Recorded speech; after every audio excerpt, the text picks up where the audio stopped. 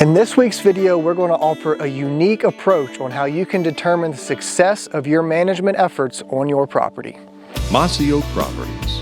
We're outdoorsmen. Find their favorite place. Now, we all measure success differently. And I know you always have this message, and it's a great analogy on how we really should measure our success instead of just holding bone or shooting a turkey and all that stuff, which is absolutely great. Mm-hmm. That's icing on the cake. Yeah. But when it comes to wildlife management, you have a great way of looking at it. That's like, you know what? When you stop and think about it, that's how we should. Yeah. It's a great conservation type mentality. Yeah, I think a lot of people, a lot of the people who manage wildlife also hunt wildlife. Mm-hmm. And deer, turkeys, whatever your species may be, and you measure your success as a wildlife manager based on whether you kill a big buck, whether you shoot your limit of turkeys, whether you tag out on ducks, whatever it may be. That's how you measure your success. And in the years that you don't, you may look at that year as a failure, which is absolutely the wrong way to do it.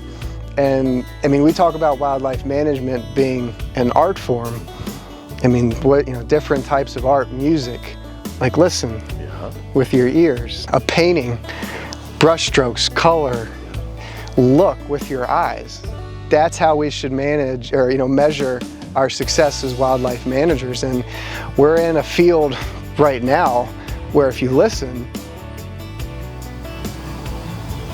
I hear blue jays, not anywhere close. And a titmouse, maybe. Yeah. Yeah.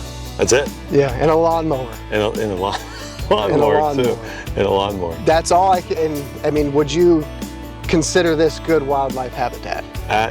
When you first look at the stuff that's behind Cody and I, you would like, oh my gosh, this is great. It's vast. Yeah. It's got but no, it's a solid monoculture. Really, there's only a couple, I shouldn't say that because there's a couple of species, but it has the possibilities of being absolutely amazing.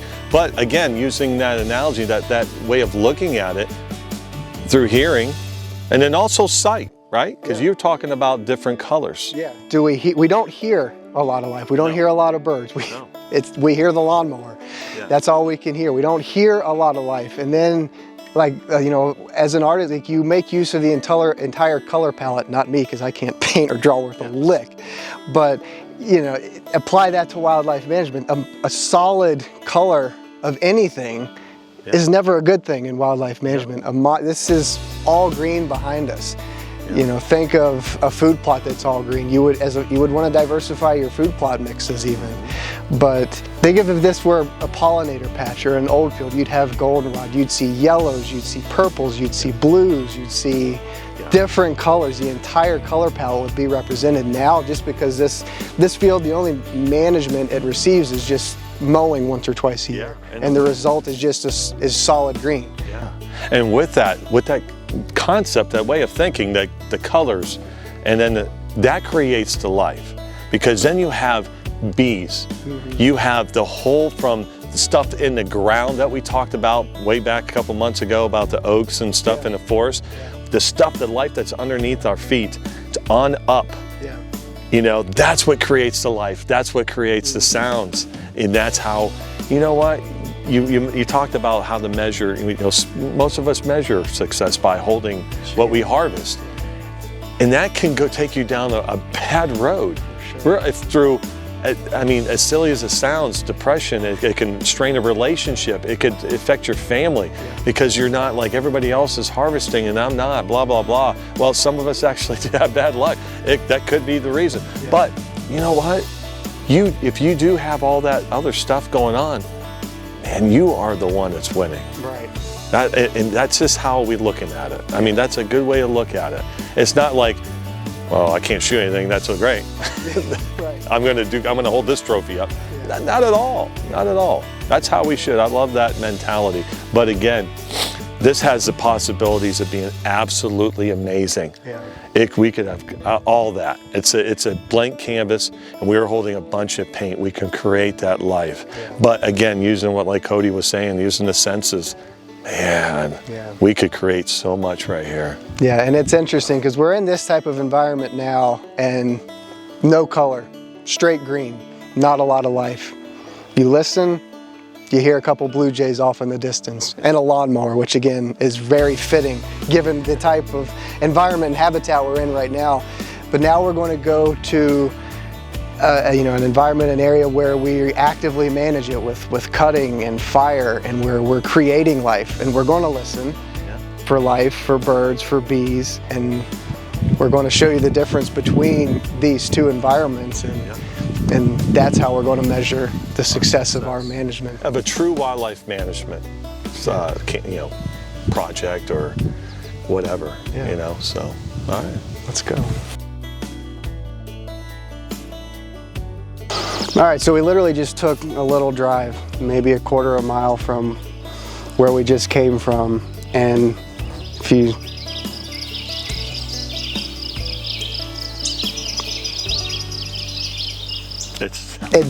it's so cool, man, where we just came from and how devoid of life that area was. And then we come up here, and this is an area we actively manage. I mean, we're in a 2-year-old clear cut. We have a water hole right down over there goes an indigo bunting we have been watching all morning. There's a clear cut we ran fire through a couple months ago, and so much life. You hear it, you see it, you feel it. You do, you feel it, you do.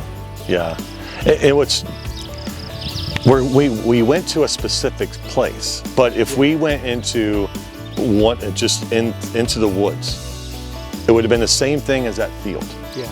Just certain species, and not a lot of them, and how easy. Like, yeah, we had somebody, Cody and them had somebody come in here and log it, but this is stuff that you can do on a smaller scale, cutting and then doing the burning and stuff like that. And again, just creating that life. Yeah. I mean, you should hear it. Hopefully everyone can hear it. It's just, you got indigo buntings, you got cardinals, you got titmouse. And that's what's really neat too, is that not a lot of people talk about, we kind of skim the surface, is that when you do this, we know about deer. We know the protein levels and minerals and all that stuff, and what it takes to go into planting food plots, and even a little bit of the turkey stuff and the quail and pheasants and stuff. It's not basic management, but it is just, there's stuff to learn, and it's actually somewhat, you can comprehend it. Sure, yeah. But when it comes to the non-game aspect of it, we kind of maybe stay shy of it because it's hard to retain, or it's hard to learn, but this is opening up a whole new world, and it's exciting. It really is, as a hunter, and learning something new, and actually you micromanage things, which is for whitetail and turkey production. Oh my gosh, this is just all boom. Yeah, there's so much life up here. I mean, it sounds kind of weird and cheesy to say that you can feel it, but you can feel the life, you can feel the energy, whether it's the sounds from the songbirds, or a bee flying by you, or seeing the deer and turkeys and the birds. I mean, you can feel and see it. And to go back to what we talked to at the beginning, so often we measure our success whether or not we kill whatever we're after. And this is how I measure success, honestly. I mean, as I was coming up here and we got off the side-by-side, I told you, the property, it's coming to life, and it is. And to determine whether or not your property is the same, just go for a walk and let your senses guide you. Leave your phone at home and just take it all in. Listen for birds singing, a grouse drumming, a quail, a turkey gobble, bees buzzing. Let your eyes guide you. As cheesy as that sounds, do you see life? Do you see color? Or do you see just green mowed fields or closed canopy timber where you can see 100 yards through it? Let your senses determine the success of your management efforts. Yeah, and the other place that we went to, you've seen just this big vast field, and it would be impressive to see, and it's like, oh my God, there should be so much life. But there was a couple species of vegetation in there. Yeah. Certain species. It wasn't, it was almost a monoculture, but not quite. But here, Yeah, it's green, but it's different types of green and everything else, and there's so many, it's just such a smorgasbord of different types of plants. Yeah. We got what, mountain mint? Mountain mint, there's a type of fleabane right beside us, there's redbud regeneration, there's a bramble that's been browsed, there's pokeweed, ragweed, partridge pea. And stuff that we're still learning. Yeah. You know, and that's what's unique. Well, and we can add, well, yeah, that's right. I know it all. Yeah. Well, I try to dumb it down so that way we feel equal, you know. So, anyway, no, it's just, and what's great about this is like we're going to do a controlled burn this coming year, or excuse me, 23, you know, winter, spring of 23, and we're going to even diversify it even more by putting some pollinator stuff, maybe some warm season grasses such as little blue, Indian, and maybe a little bit of switch. Very like minute, but most, you know, just a small bunch grass just to add a little bit more diversity to it, more color, if you will. Yeah, exactly. Diversity, color, sounds. As an artist, that's what drives you. I mean, when you listen to a good song, you feel it. When you see something beautiful, you're inspired. That's what good art is, and wildlife management can be exactly that. Listening to these birds, like I'm inspired, honestly, listening to it, because you know the work that you've done is worth it, and it makes you want to do more and create more habitat and benefit wildlife even more. But yeah, and it makes you one thing just to hammer it home. When you measure the success this way by your senses, you just end up being less harder on yourself, and you actually walk around with a smile. I mean, you're just happy. I know this sounds really stupid, but you're happier. I know, but no, it's just a great way to mentally switch gears that way. It's very hard to do, macho and whatever, but yeah, it is a great way to measure success.